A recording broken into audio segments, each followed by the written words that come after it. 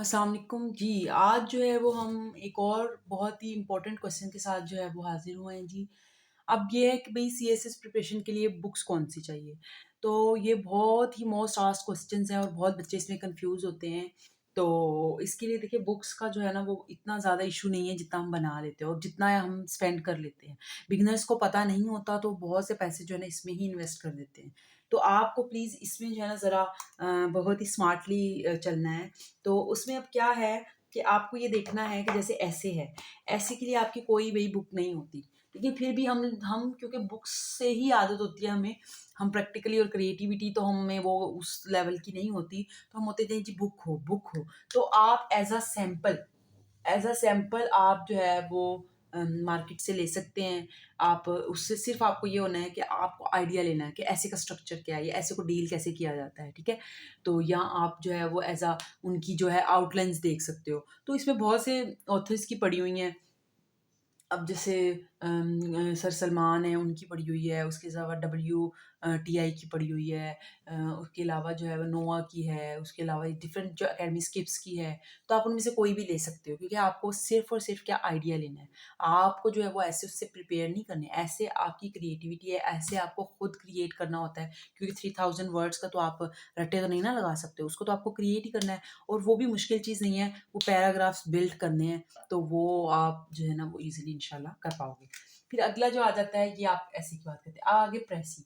अब प्रेसी में भी अगेन वही कि आप जो है ना वो पास्ट पेपर्स को फ़ोकस करें और पास्ट पेपर्स से ही पेपर आता है और उससे बेस्ट है पास्ट पेपर जो जहाँ इन्होंने सॉल्व भी किए हुए वो है सर हाफ़िज़ करीमदाद चुगताई की बुक है। आप उससे जो है वो पास्ट पेपर सारे कर सकते हैं। आपका ऑब्जेक्टिव पार्ट्स जो है सेंटेंस करेक्शन हो गया, सिनोनिम्स, एंटोनिम्स और उसके अलावा वन वर्ड सब्स्टिट्यूशंस और उसके अलावा आपको पता है वो आप सर हाफ़िज़ करीम चुगताई की बुक बेस्ट है, आप वो लें, उसमें पास्ट पेपर्स भी हैं।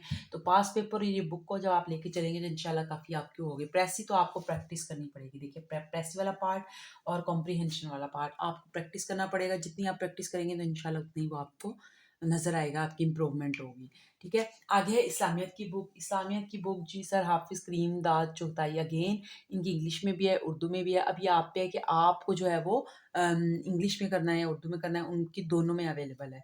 और ये बेस्ट टेक्स्ट बुक है और इसके अलावा आपको पता है कि जब ऑन द स्पॉट आप लिख रहे होते हो ना, तो आपने खुद भी जो पढ़ा होता है कुछ, उसको आप उसको कोट कर सकते हैं। लेकिन जो एक बेसिक स्ट्रक्चर है और जो उसमें बहुत से कोट्स है, रेफ़रेंस है, वो सब जो है ना इसमें इंक्लूड है।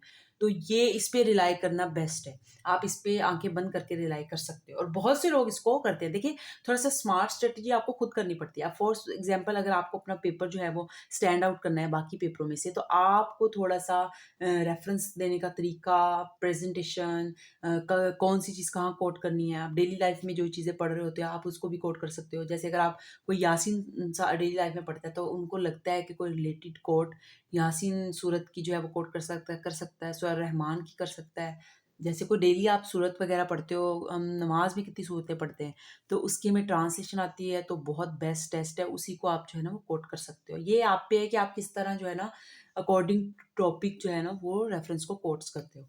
अच्छा कोट करते हो सॉरी।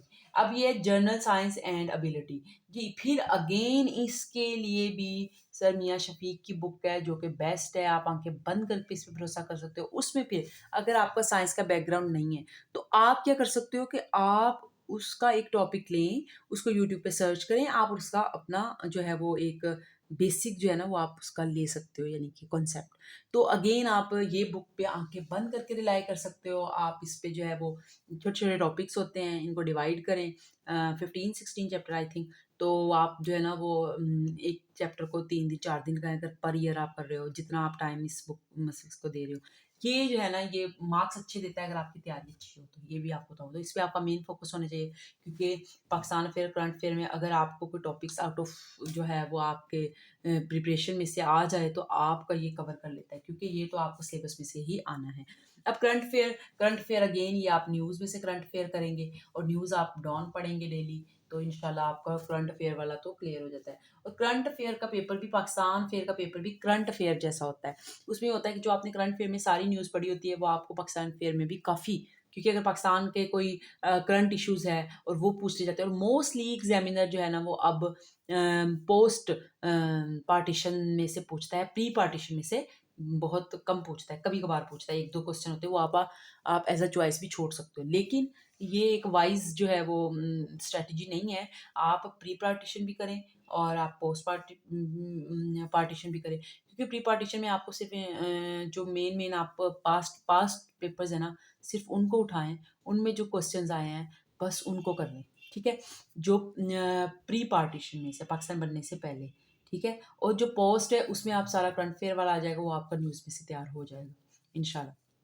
ठीक है? तो ये रैंडम ही होता है, यूट्यूब वीडियो से आप ये कर सकते हो और न्यूज़ में से कर सकते हो। तो जी, ये है बुक्स का जो है ये क्वेश्चन भी बुक्स कहाँ से ली जाए, कहाँ से खरीदी जाए। तो आप जो है ना ये कंपल्सरी के लिए, ठीक है? ये कंपल्सरी के लिए है, तो इंशाल्लाह नेक्स्ट जो है वो आपका ऑप्शनल के लिए वीडियो बनाऊँगी मैं, ठीक है? ये कंपल्सरी के लिए। Thank you so much for watching my videos.